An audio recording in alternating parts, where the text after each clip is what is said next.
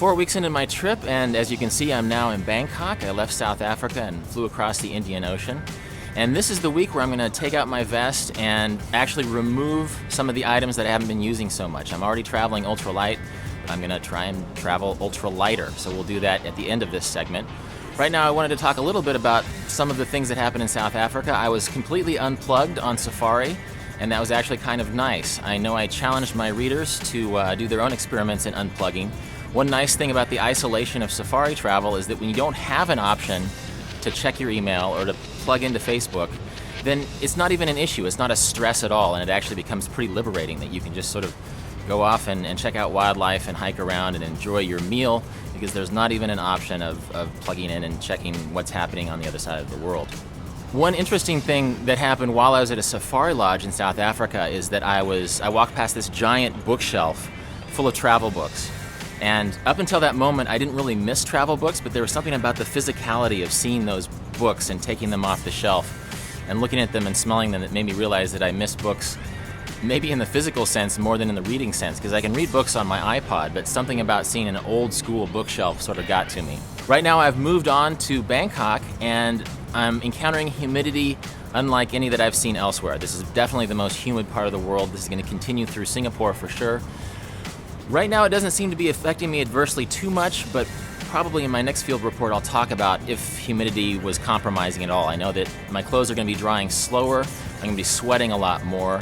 Thus far, it hasn't been too much of a problem. In my first field report, I talked about maybe the polyester of these shirts would start to smell a little bit, and that hasn't been a problem, mostly because the more diligent you are about washing the shirts, the less that becomes an issue. If I do a sort of a half-assed job of washing my shirt in the shower, then odor might become an issue more quickly. But if I am very diligent about washing the shirt odors haven't been a problem. But again, Southeast Asia will be the true test of that, and we'll see how that goes. But right now, let's go unpack my vest and see which items I can get rid of after 4 weeks into the trip.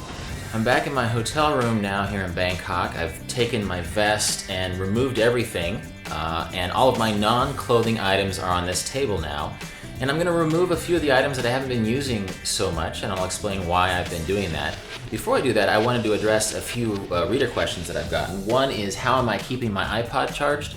I've just brought a USB cord. I've been plugging into computers as I find them, and it hasn't been much of a problem. Another issue that has come up again and again is liquids. How do I get my liquids through security at airports? Well, I keep them in TSA-approved bottles, and I put them into plastic baggies when I go through security, and that hasn't been an issue at all. While we're on the topic of liquids, that's actually one of the first things I'm going to get rid of. I brought 2 bottles of soap, the Dr. Bronner's soap to clean my body, and the detergent to wash my clothes.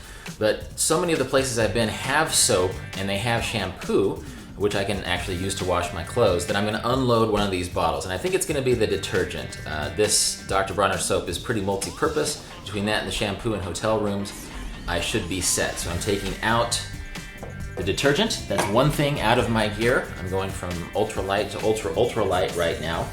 Another thing that readers brought up was this, the mineral salt stone that I bought in Morocco to work on my underarms. It's supposedly good against underarm odor, and actually it's been working.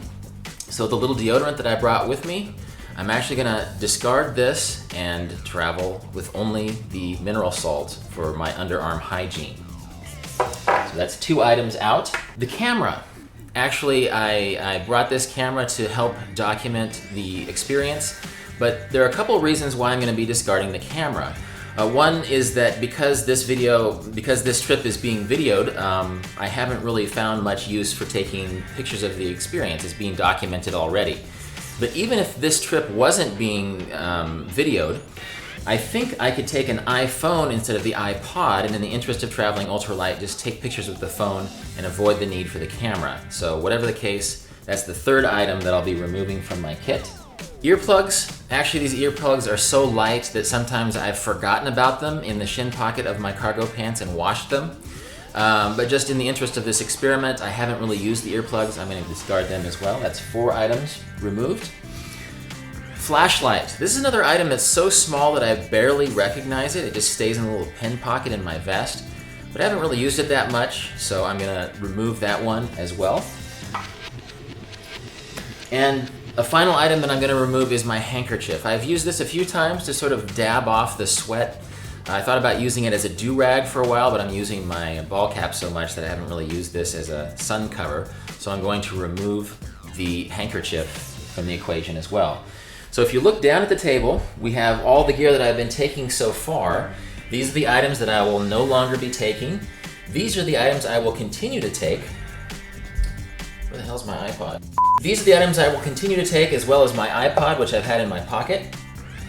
And actually, when you look at it, if I wasn't blogging from the road, I probably wouldn't need this keyboard and the iPod stand. If I had better eyesight, I wouldn't need these items. So the core items of my travel at this point are these items right here.